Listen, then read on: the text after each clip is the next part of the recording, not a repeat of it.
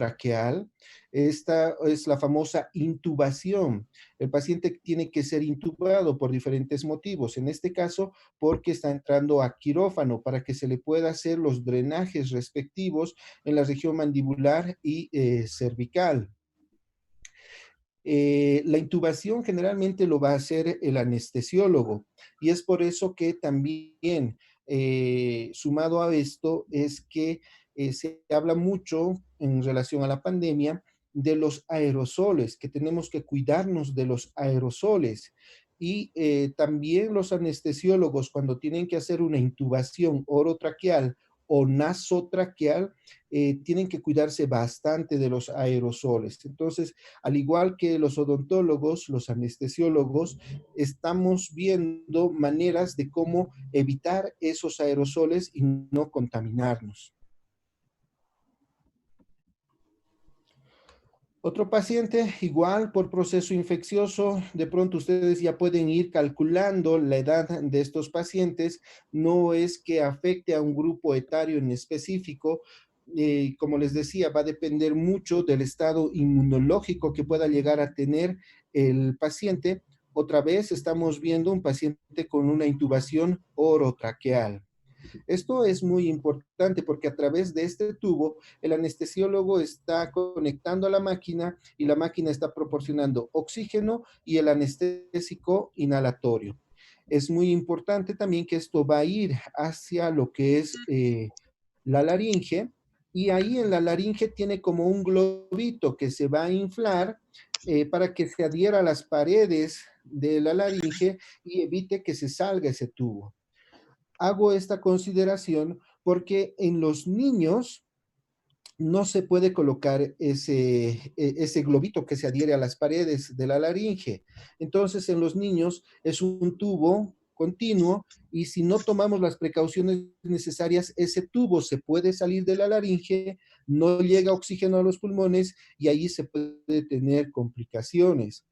Va a haber momentos en los que se tenga que realizar algún tratamiento odontológico bajo anestesia general, ya sea para cirugía o para hacer una rehabilitación oral, especialmente en los niños y en aquellos pacientes que son poco colaboradores, pacientes que de pronto tengan alguna alteración neuropsicológica y que no nos colaboren en la consulta. Entonces, en esos pacientes se tiene que hacer bajo anestesia general con todos los parámetros, todos los protocolos para entrar a quirófano, pero por sobre todo, cuiden siempre, nunca se olviden de este tubo que no tiene que moverse, no tocar, no hacer movimientos bruscos, coordinar siempre con el anestesiólogo si vamos a hacer algún movimiento de la cabeza para trabajar en cavidad oral. Entonces, en ese sentido, debemos de tener una capacitación para poder realizar el tratamiento a nuestros pacientes. Eh, Otro caso de proceso infeccioso de origen odontogénico, paciente también que ha sido tratado con los especialistas del tórax, por el compromiso que ya se tiene a nivel pulmonar del proceso infeccioso. Sabemos que si los pulmones están llenos de aire, en la imagen tomográfica o radiográfica la vamos a ver de esta coloración más oscura.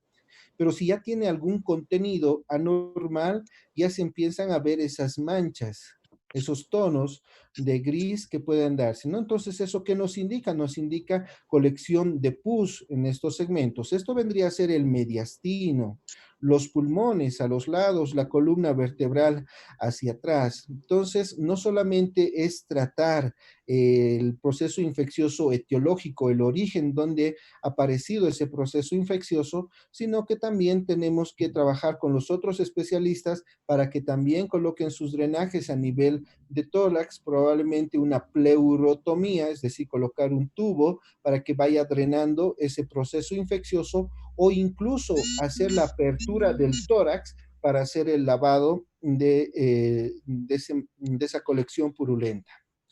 Accidentes que puedan darse, ¿no? Por ejemplo, uh, en esta imagen, lo que nosotros vamos mostrando es un paciente minero al cual le explotó muy cerca la dinamita o cachorro de dinamita, ¿no? Entonces, vamos viendo las lesiones afortunadamente superficiales, pero son lesiones que se dan en este tipo de situaciones y también por el aspecto laboral o social que se esté viviendo. Otro paciente con proceso infeccioso. Lamentablemente, una de las mayores patologías que tenemos para internar a nuestros pacientes es precisamente por procesos infecciosos. Acá nos muestra claramente cómo está su facies, cómo podemos nosotros describir al paciente. Los ojitos ya nos van indicando, de pronto estaría por demás preguntar al paciente, ¿le duele? Si su rostro ya me lo está diciendo todo, está diaforético, su piel está húmeda, se nota que el paciente está álgido, está con dificultad, tendríamos que ir tomando los signos vitales, cómo está la presión arterial, la frecuencia cardíaca, la frecuencia respiratoria. Si tenemos un oxímetro de pulso, sería ideal. Y esos oxímetros de pulso los podemos adquirir en las casas dentales. Han debido ver que son como unas pincitas que se colocan al dedo y ahí nos van a marcar generalmente la frecuencia cardíaca, nos pueden dar la saturación de oxígeno. La saturación de oxígeno, lo ideal es que esté al 100%, pero al 100% generalmente se llega solamente cuando los pacientes están con algún aporte de oxígeno suplementario. Habitualmente estamos oscilando en una saturación de oxígeno al 94%, 92%. Si ya está más bajo del 90%, nos quiere decir que de pronto hay algún problema pulmonar. De pronto pacientes que fuman mucho, la saturación de oxígeno que vamos a esperar es que no esté tan elevado, que de pronto está bordeando por debajo del 90%, o algunas otras o algunos problemas pulmonares.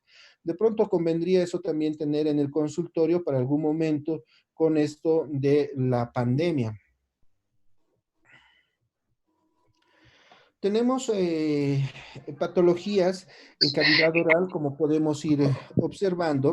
Esto es un aumento de volumen a nivel del paladar. Si nosotros vamos describiendo, estaría muy cerca del paladar duro y lo que es el paladar blando.